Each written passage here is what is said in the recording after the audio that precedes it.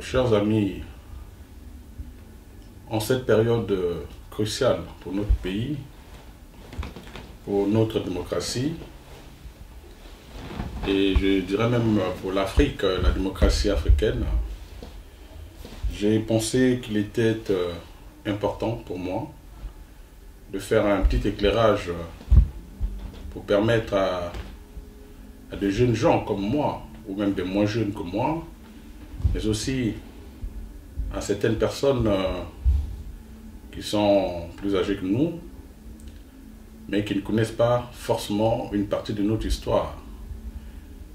Mais c'est également important pour les non-congolais de savoir à peu près d'où vient M. Denis Sassou Nguesso, l'homme qui nous pose des problèmes dans ce pays depuis, on va dire, 30 ans. J'ai souvent essayé d'éclairer les gens à travers des écrits, et d'ailleurs, cela a permis, je pense, en tout cas me semble-t-il, à beaucoup de gens de savoir à peu près ce qui se passe au Congo. Et donc, nous nous en félicitons, parce que grâce à ce travail d'information, de relais d'information, il y a beaucoup de gens aujourd'hui qui savent ce qui se passe au Congo, et le problème du Congo est devenu un problème qui est mondialement connu, qu'il s'agisse des États-Unis, de la France et de l'Europe entière, ou même de l'Afrique. Personne aujourd'hui n'ignore les problèmes du Congo. Et ça, je pense qu'en grande partie, c'est grâce à ces efforts sans relâche que nous fournissons depuis déjà quelques années. Bon. Mais cela ne doit pas m'empêcher d'essayer par la parole d'expliquer aussi ce que beaucoup de gens ne savent pas. J'ai voulu que les Congolais sachent que M. Sassou Nguesso n'est pas sorti du néant. Il a toujours, lui, parce qu'il n'est pas un homme honnête, il faut bien le dire, depuis un certain temps, il prend beaucoup de plaisir à dire qu'il ne doit rien aux enfants du Nord, il ne doit rien aux cadres du Nord, il ne doit rien à ses frères du Nord, parce qu'il estime que c'est plutôt lui qui a fait les cadres du Nord. Et que si un cadre du Nord venait à ne pas le suivre, il serait considéré comme soit un mauvais frère, soit un mauvais fils, soit un ingrat, puisque c'est Denis Sassou Nguesso qui refait le Nord. Bon, mais moi je dis que c'est totalement faux, parce que si nous prenons seulement l'histoire récente de notre pays, en 1997, il me semble que Sassou a fait la guerre, et il est revenu au pouvoir par cette guerre. Alors, celui qui a dirigé les opérations, celui qui était le chef d'état-major de cette guerre, il s'appelait le général Motondo. Il me semble que c'était un fils du Nord. Alors, donc dire qu'il ne doit rien au fils du Nord, c'est un peu ingrat. Là, je parle de l'histoire récente. Je ne veux pas parler des gens comme les Marcel Tchourou et beaucoup d'autres qui ont fait que Sassou soit revenu aujourd'hui à la tête de ce pays. Ou même les jeunes gens, enfin, ils sont plus âgés que moi, mais c'est des jeunes, comme Okombi Salissa et autres. En tout cas, il y a beaucoup de jeunes du Nord qui ont parfois même laissé leur vie pour permettre à M. Denis Sassou Nguesso de retrouver le pouvoir. Mais quand nous remontons encore plus loin dans le temps, M. Sassou Nguesso ne peut pas dire que c'est lui qui a fait le Nord et que personne au Nord ne doit se sentir indifférent quand il s'agit des questions qui portent sur sa personne. Non. C'est pour ça que j'ai choisi donc de faire cette petite intervention. M. Sassou Nguesso doit tout à Marien Ngouabi et aussi à Yombi. Parce que Sassou aujourd'hui, bon, il est entouré de jeunes, des gens qui ont connu l'histoire. La plupart ne sont plus là, soit parce qu'ils sont fatigués, soit parce qu'ils sont morts, parfois par son fait, soit parce qu'ils sont dans la peur et n'osent pas dire des choses. Mais parfois, il y a des sages qui arrivent à expliquer aux jeunes gens comme nous. Il me semble que quand Sassou aujourd'hui dit, ou il demande à Ngolo Pierre, du PCT, toujours dans l'esprit du complot qu'il a toujours habité, de faire en sorte que le bureau politique du PCT se retrouve et prenne une décision sur des questions aussi sensibles que celle du changement de la Constitution, changement de la loi fondamentale d'un État. Ou alors il dit le comité central doit aussi statuer sur la question. Mais pour nous qui avons été membres du Parti congolais du travail, pour nous qui savons comment fonctionne ce parti, nous savons que, en principe, il doit revenir au Congrès, c'est-à-dire au parti réuni en Congrès, au statuer de cette question, parce qu'il s'agit d'une question fondamentale pour le pays. Ce ne sont pas des petites questions. Donc on ne peut pas demander aux instances dirigeantes du parti seules de décider, c'est-à-dire le bureau politique et le comité central. Il faut s'en remettre au Congrès du parti. Et ce sont là des choses que des personnalités comme les Pierre Ngolo, s'ils connaissaient vraiment ce parti, ils n'allaient jamais endosser la responsabilité de parler au nom du PCT en disant que le bureau politique a décidé ou le comité central a décidé. Voilà. Ça, ce sont des entorses graves au fonctionnement de ce parti que nous connaissons. Mais cela ne m'étonne pas quand on sait que M. Sassou Nguesso, en vérité, n'a jamais été un homme d'appareil au sein du Parti congolais du travail. À l'instar des personnes comme Camille Bongou, comme les défunts Tistet Tikaya, comme aujourd'hui le vieux Lukunju qui est fatigué. Voilà des gens, ou même le défunt Mazala. Et ça, ce sont des personnalités qui savaient comment fonctionnait ce parti et qui ont toujours su faire fonctionner cet appareil. Mais Sassou Nguesso, depuis longtemps déjà, il n'a jamais réussi à briller au sein du parti. Et pour preuve, je veux dire, en 1971, Sassou Nguesso est au bureau politique. Donc il fait son entrée au bureau politique. Il est nommé à la tête de ce qu'on appelle l'organisation des masses. C'est d'où d'ailleurs son nom de l'homme des masses.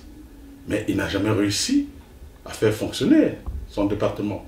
Et d'ailleurs, il était l'objet de moqueries de la plupart des gens qui lui sont parfois proches, comme Mbéré Martin. Il est encore vivant, il peut témoigner. Et Ngouabi est obligé de le relever, de le sortir du bureau politique. Il est reparti à la direction du corps dont il était le directeur, c'est-à-dire le bataillon Para. En 1971, le 22 février, Sassou sort du bureau politique pour incompétence, il faut bien dire les choses. Ce n'est que en 1975, lorsqu'il y a ce qu'on appelait la déclaration du 12-12-1975, que Sassou revient en ce moment-là, en force, au Parti congolais, au bureau politique du parti. En tout temps, donc en 1971, il est viré, il faut bien utiliser les mots, il est viré du bureau politique du parti pour incompétence. Il repart donc au bataillon Para. Le 22 février 1972, il y a le coup d'état de Diawara. Sassou remplace Diawara et devient donc le président de la commission permanente à l'armée. Mais il n'est pas membre du bureau politique. Vous voyez? Et c'est en 1975, le 12-12-75, la fameuse déclaration qui est restée dans les esprits, que Sassou revient dans les hautes instances du parti en ce moment-là. Où il devient, parce qu'en ce moment-là, il y a un comité, ce qu'on appelait l'état-major spécial qui est mis en place, qui est composé de 5 personnes. Il y a le président de la République, le président du comité central, qui s'appelait donc Marien Ngouabi. Il y a le vice-président chargé de l'organisation du parti, Tistet Tikaya. Il y a le premier ministre, qui s'appelait donc Louis-Sylvain Goma. Il y a M. Denis Sassou Nguesso, qui était donc ministre chargé de la défense et de la sécurité, et en même temps, président de la commission permanente à l'armée. Et ensuite, il y a M. Jean-Pierre Ngombe, qui était le chargé de la jeunesse et ministre de l'information. Donc ce sont ces 5 personnalités-là qui vont gérer le parti à partir de 1975, à partir de la déclaration du 12-12, lorsque Yombi est écarté.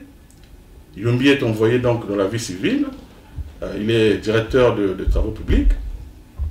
Il est colonel, mais il est viré du parti parce que Yombi, en vérité, n'a jamais suscité l'adhésion des membres du parti, notamment de la base. Parce qu'on l'avait toujours taxé d'être un homme bourgeoisé. On l'appelait d'ailleurs l'homme de la haute bourgeoisie. Simplement parce que Yombi, déjà même son corps, à l'époque, il était chef de corps chez les bataillons Para, il avait été mis en prison par la troupe, par la base, parce que les gens ne l'ont jamais accepté. Donc, lorsqu'on l'accuse de détournement de fonds, puisqu'il était à la Défense, il était ministre de la Défense et de la Sécurité, jusqu'en 1975, jusqu'au 12-12, et d'ailleurs, j'ai oublié de le souligner, lorsque Sassou arrive donc au bureau politique, il revient au bureau politique en 1972, en 1975, pardon, après la déclaration de 15-15, et il prend la place de Yombi, il devient donc ministre de la Défense et de la Sécurité en remplacement de Yombi Opango, qui lui est envoyé dans la vie politique et banni du parti. Il devient donc un simple civil, entre guillemets. Il n'exerce plus aucune fonction, ni militaire, ni au sein du parti. Et c'est là et que Sassou donc revient en force au niveau du parti. Mais bon, ça dure de 1975 jusqu'en 1977, jusqu'à ce que la mort de Ngouabi intervienne. Donc, c'est dire que Sassou doit beaucoup, toute son ascension, il la doit au Fils du Nord. Parce que chaque fois, Ngouabi s'arrange à faire remplacer des personnalités que lui jugeait en ce moment-là indésirables par Sassou Nguesso. Donc, comme je l'ai dit, Sassou Nguesso remplace Diawara à la commission permanente à l'armée. C'est encore le même Sassou Nguesso qui remplace Yombi Opango au ministère de la Défense et de la Sécurité. Vous voyez? Donc, mais avant cela, lorsque Ngouabi est à la commission permanente à l'armée, comme je dis, il a comme adjoint M. Ngoma Foutou. Mais tout le monde au sein du PCT sait que c'est Ngoma Foutou qui faisait le travail. C'est Ngoma Foutou qui était apprécié au niveau du parti. Mais ça n'a jamais été M. Sassou Nguesso. Sassou Nguesso a toujours été porté plus par le complot que par le travail. Parce que lorsqu'il est nommé en tant que président de la commission permanente à l'armée, qu'est-ce qu'il fait? Ben, il fait venir autour de lui un de ses cousins, paix à son âme, M. Camille Oko Camille, et il crée sur mesure un département, disons une sous-direction ou un sous-département qui était chargé de la sécurité populaire. Parce que, il faut peut-être le rappeler aussi, Sassou Nguesso avait été donc enlevé par Marine Ngouabi de la sécurité d'État et c'est M. Ibarat Denis qui l'avait remplacé. Mais comme il avait pris goût pour les complots, tout ce qui est sécurité, tout ça, bon, donc il voulait continuer à avoir une main sur la sécurité, d'où la création de ce poste sur mesure pour son cousin Oko Camille, qui deviendra d'ailleurs plus tard un des tristement célèbres membres de la sécurité d'État lorsque Sassou deviendra président en 1979. Donc, Sassou ne peut pas aujourd'hui se vanter en disant que lui, c'est l'homme que Dieu a envoyé sur terre, comme par magie, il a tout fait tout seul, c'est lui qui a tout réussi tout seul. Même lorsque Sassou aujourd'hui, devant les jeunes gens, puisqu'il est entouré des jeunes, il transforme l'histoire, il réécrit l'histoire à sa manière pour se mettre en valeur. Même en conseil de ministres, parfois il raconte des choses invraisemblables en disant que moi j'ai désarmé Kinganga et tout. Mais c'est des histoires. En 1972, le coup d'État de Diawara, Sassou avait fui. Il n'était pas Brazzaville. Pourtant, lorsqu'il a eu connaissance de l'avancement du coup d'État de Diawara, avec le Camille Bongo et tout ça, à l'époque, trahi par des gens comme Jean-Jules Okabando. Bon, Sassou, qu'est-ce qu'il fait? Il abandonne les autres au GAP alors qu'il était le chef de corps. Il fuit, il va à Pointe-Noire rejoindre Ngouabi. Pourquoi il fuit? Parce qu'il se disait que si jamais Diawara réussissait à prendre le pouvoir, donc que son coup réussissait, Diawara allait peut-être lui couper la tête. Pourquoi? Parce que Sassou avait détourné la femme de Kader, l'oncle de Diawara, celle qui aujourd'hui est son épouse, Madame Antoinette. Sassou avait créé les conditions pour faire annuler le mariage de Kader et d'Antoinette. Et il savait que Diawara allait lui faire la peau. Surtout que Diawara était reconnu comme un homme pratiquant des arts martiaux et qui terrorisait tout le monde au niveau du bataillon. Donc, Sassou fuit. Il va rejoindre Ngouabi à Pointe-Noire. Mais aujourd'hui, quand il parle de cet épisode-là de 1972, il se passe pour le héros, pour celui qui a réussi à faire ces choses-là. Donc, lorsque Diawara est renvoyé au Congo depuis Kinshasa par Mobutu en échange d'autres réfugiés zaïrois, mais Sassou, pour se venger de Diawara, c'est lui qui fait tuer Diawara pratiquement à la mairie centrale de Brazzaville. Pas qui? Mais pas des gens comme le Boyoulou, le capitaine Oboyoulou qui est décédé. C'était des exécutants des salles des zones de Sassou Nguesso. Oboyoulou dont je parle, c'est quand même un homme de chez moi, de la Québec Ouest, il est de Koyo. Et je sais que ce sont des Oboyoulou qui ont tué Jawara. Ce sont des gens comme les Aboya. Mais ça, ce sont des gens que Sassou manipulait, que c'était des instruments que Sassou utilisait. Et en récompense, Jawara est mort, c'est lui qui prend la place de Jawara. Sassou Nguesso devient le président de la commission permanente à l'armée. Bon, mais vous savez, qui tue par l'épée, meurt par l'épée. Perd son âme. Oboyoulou a été tué comme un chien. Lui qui disait toujours, si tu joues avec moi, je vais te faire ouvrir les boyaux. Donc en disant, je vais te tirer dessus, et puis tes boyaux... Mais lorsque, après la guerre en 97, il est mort dans les mêmes conditions, avec les boyaux dehors, tué par les Okomobé, c'est-à-dire le fils Nono. Le fils Nono, ce sont eux qui ont tué Oboyoulou. Mais de la même manière qu'Oboyoulou tuait les autres, ben, lui aussi a été tué comme ça. Il est mort avec des boyaux, tenant ses boyaux à la main, demandant secours, appelant au secours pour qu'on l'emmène à l'hôpital militaire, mais il est mort sur le chemin. Donc voilà des gens comme ça qui ont fait, encore une fois, Sassou Nguesso. Ce sont eux, les Aboya, les Oboyoulou et autres, qui faisaient des salles des hommes. Et ce ne sont pas les Mboshi de chez lui, ce ne sont pas ses cousins ou ses neveux ou je ne sais pas qui.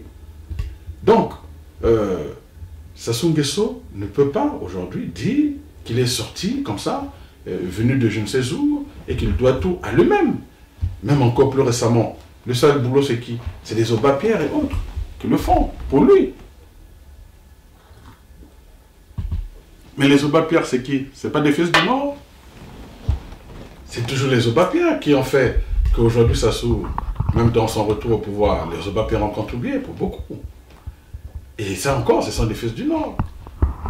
Ce n'a pas été les Okemba Jean-Dominique, ou les Edgar Nguesso, ou les Willy Nguesso, ou je ne sais pas, bon, les Kiki, ou enfin Denis Christel, son fils, ou les Wamba Arnaud, ou je ne sais qui, ou encore moins son frère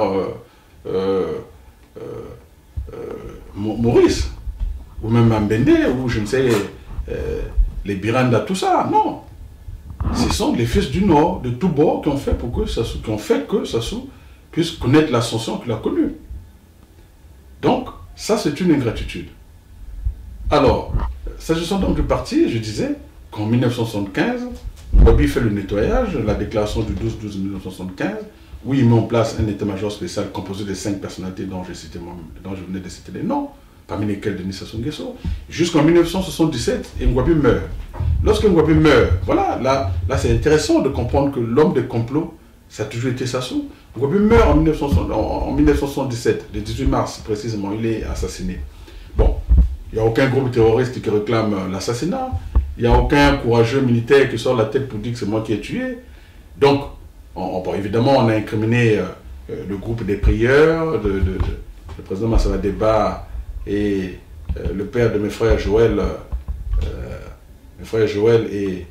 et Freddy. Je vais parler de Kikadidi. Bon, mais tout le monde sait que c'était faux. Mais en vérité, qu'est-ce que Sassou fait? Donc, lorsque le vide est créé par la mort de Ngouabi, Sassou s'impose au sein du fameux comité, là où ils étaient au nombre de 5 qui composaient l'état-major spécial. Ngouabi, le président, est décédé. Donc, logiquement, c'est le vice-président qui devait, en tant que membre du parti, assurer non seulement peut-être l'intérim, on peut appeler ça comme ça, jusqu'à ce que les obsèques aient lieu, et puis on réorganise le parti par un congrès. Donc c'est Tistet Tipper qui devait prendre la direction des opérations. Mais Sassou s'impose. Il prend une allure martiale, il bombe le torse, il dit la situation est militaire. La situation est militaire, donc c'est à l'organe militaire du parti de prendre la direction des choses, après la mort du président. Et comme lui, il était président de la commission permanente à l'armée, vous comprenez bien que donc c'était à lui de prendre la direction des choses après la mort du président Marien Ngouabi. Donc il évince des civils, comme les Tistet Tikaya, ils ont pris peur et se sont donc écartés. Mais là, c'est le complot. Donc c'est Sassou Nguesso qui dirige cette période pendant à peu près 2 semaines comme ça. C'est lui qui est à la manœuvre en tant que président de la commission permanente à l'armée, organe militaire du parti.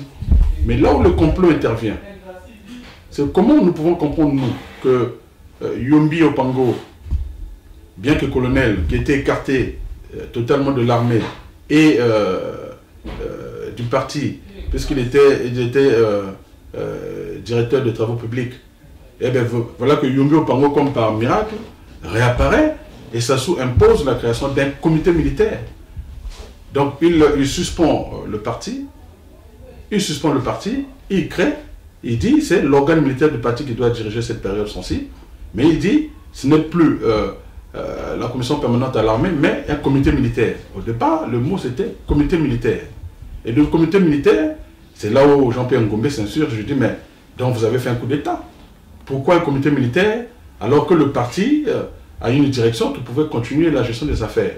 Et c'est donc en correction de cette erreur-là qui trahissait un peu peut-être leur manœuvre, qu'ils vont ajouter le mot du parti, d'où l'appellation comité militaire du parti. Donc CMP, mais à l'origine c'était d'abord le comité militaire, il n'y avait pas le parti. Donc ils ajoutent comité militaire du parti lorsque Jean-Pierre Ngombe leur fait la remarque que le parti ne pouvait pas comme ça être écarté pour qu'on donne la gestion à un comité militaire. Et donc Yombi, qui n'était plus dans les instances du parti, qui n'était plus membre du parti, puis ça avait été éradié, pour des raisons, on peut aller plus loin. Yombi avait toujours été soupçonné d'être l'homme de l'impérialisme, c'est-à-dire qu'il avait des amitiés cachées avec les présidents qui étaient hostiles à l'idéologie du Congo à l'époque, l'idéologie communiste et marxiste. Et il était donc très proche de Houphouët-Boigny. Il partait chez Houphouët-Boigny, il prenait de l'argent. Et il envoyait même sa femme, Marie-Noël, prendre de l'argent chez Houphouët-Boigny. C'était connu dans tous les milieux. Que Yombi était un homme en bourgeoisie. Donc, Yombi avait été évincé pour toutes ces raisons-là. Parce qu'on savait aussi qu'on avait donné de l'argent à Yombi à plusieurs reprises pour faire tomber Ngouabi, mais que Yombi n'était pas parvenu à le faire. Simplement pourquoi? Mais parce qu'il n'avait pas la base, comme je venais de le dire. Yombi était l'homme qui avait comme ami le sommet. Il était avec les Ondiel, les dotés. D'ailleurs, moi je suis de la promotion Victor de telle école militaire. C'était des hommes de haut tanga, comme nous on dit à l'école. Donc Yombi n'a jamais été un homme de la base. D'où la version de la base pour sa personne. Donc Yombi n'a jamais pu faire sa mission. Mais sinon, l'homme des Occidentaux, c'était Yombi à cette époque-là. Donc l'histoire, vous savez, l'histoire du Congo n'est pas écrite. Mais il y a des gens qui connaissent des choses, qui parlent. Moi j'ai eu la chance de faire école aussi. J'ai appris, j'ai une petite capacité d'écoute. Donc souvent je parle avec des gens qui ont vécu ces périodes sensibles de notre pays. Je les écoute, j'analyse, je recoupe aussi. Et je sais à peu près quelle est la réalité dans cette histoire du Congo. Donc, Yombi, en principe, c'était Yombi qui avait été choisi comme l'homme de l'Occident pour remplacer Ngouabi qui dérangeait avec son idéologie marxiste à l'époque. Mais Yombi n'avait pas eu l'intelligence de s'appuyer sur la base. C'est bien que la base lui étant hostile, lui avait donc donné l'étiquette ou collé l'étiquette du bourgeois. Il n'a jamais accepté. C'est dans ce moment-là que le rusé qui était Sassou, qui était son petit,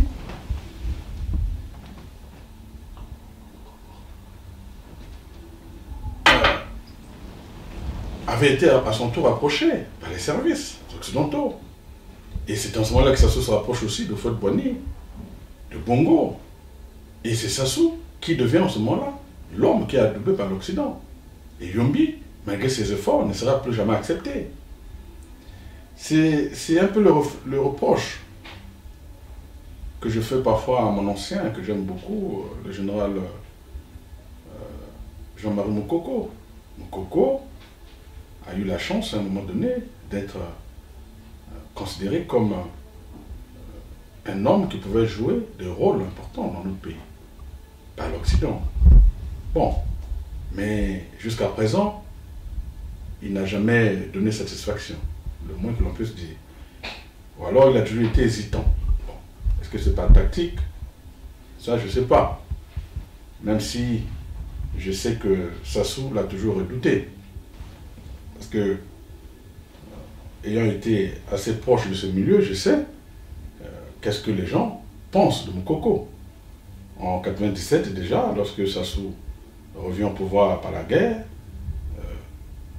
mission est donnée à Sassou par sa famille, de dire qu'il fallait qu'il conduise les affaires jusqu'à ce que, le moment venu, il puisse transmettre aux enfants.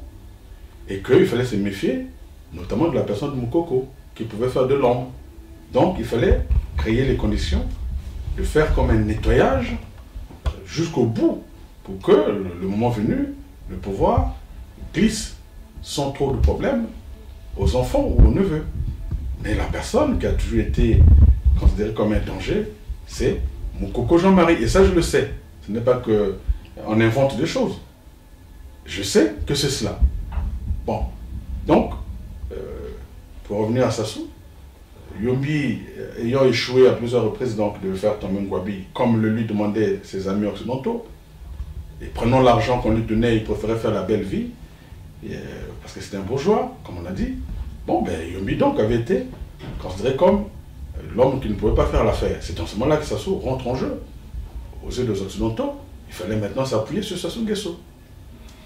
Donc, le complot, quand je dis, Ngouabi meurt, pendant les 15 jours, Sassou s'impose. Martialement, il dit, la situation est militaire. Donc il écarte par ce biais-là, il écarte les Tchistet Chikaya, et il devient le maître.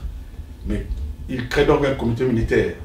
Sous la pression ou les remarques très pertinentes de Jean-Pierre Ngombe, on ajoute le mot parti au fameux comité militaire. Ça devient donc le comité militaire du parti. Mais là où il y a une erreur, c'est que Yombi, qui n'est plus membre du parti, qui n'est même plus militaire, considéré comme militaire, puisque bon, il était devenu, entre guillemets, civil par ses fonctions, puisqu'il était comme directeur des travaux publics, Yombi fait son entrée au fameux comité militaire du parti. Ce qui est incroyable, alors que Yombi ne faisait plus partie des instances du parti, ou même en tant que simple membre du parti, il était radié. Alors, Yombi, non seulement il n'est pas membre du parti, mais il rentre au comité militaire du parti et il en devient le président. Ça, franchement, je suis en train de dire ça pour que des gens comme les Ngolo, s'ils ont la chance de m'écouter, qu'ils puissent comprendre la manipulation de Sassou. Parce que Ngolo est manipulé. Ngolo sait que ce n'est pas au comité central du parti ou au bureau politique du parti de décider de cette question de la Constitution, qui est une question mais vraiment très profonde. C'est au congrès du parti d'en parler et de prendre une décision. Mais il est manipulé par Sassou, comme Yombi l'a été en son temps. En son temps. Donc, Yombi, Sassou le fait venir, il lui donne la direction du comité militaire du parti, mais totalement en étant dans le faux, puisque Yombi n'était pas membre du parti, il n'a jamais été réhabilité.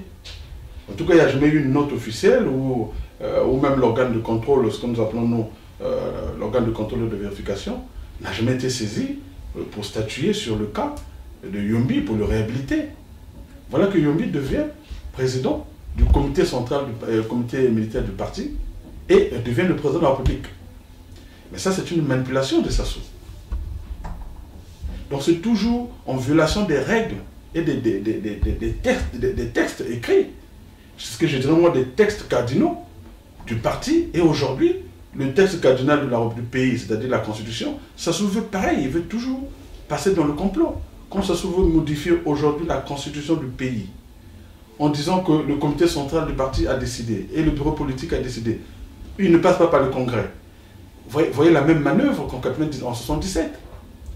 Donc Sassou est habitué au complot, il est habitué au non-respect des textes, il est habitué donc au non-respect de la légalité, il a toujours été dans l'illégalité, il a toujours agi en marge de la légalité.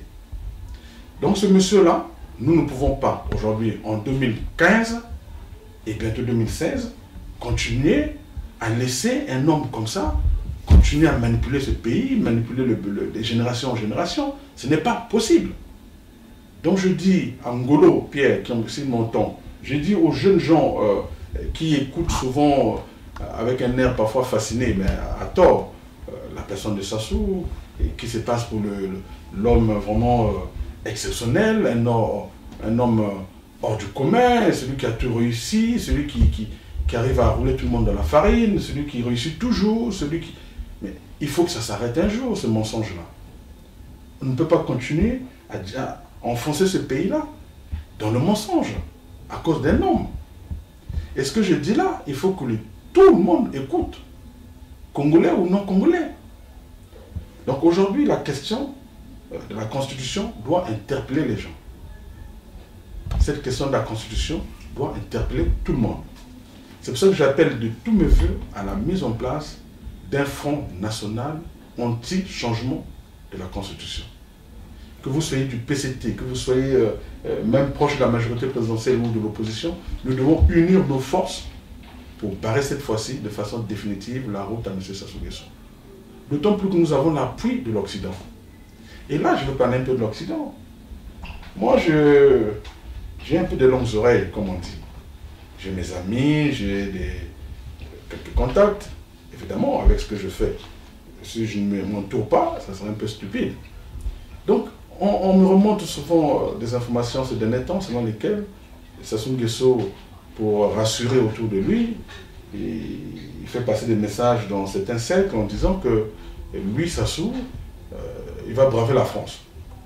Parce qu'il estime que Hollande n'a pas la poigne, il estime qu'Hollande n'a pas la stature, et il estime que si Kérékou, en son temps, avait bravé la France de Gaulle, pourquoi lui, Denis Sassou Nguesso, ne pourrait pas braver la France de François Hollande, d'autant plus qu'Hollande, selon lui, est un homme qui n'a pas la poigne d'un de Gaulle, est un homme qui n'arrive même pas à tenir ses troupes du PS, puisqu'on parle des frondeurs. Donc Sassou estime que lui, il va braver la France. Donc ça, c'est une manière de rassurer autour de lui pour dire, ne m'abandonnez pas, ayez confiance en moi, parce que moi, je vais braver la France de François Hollande.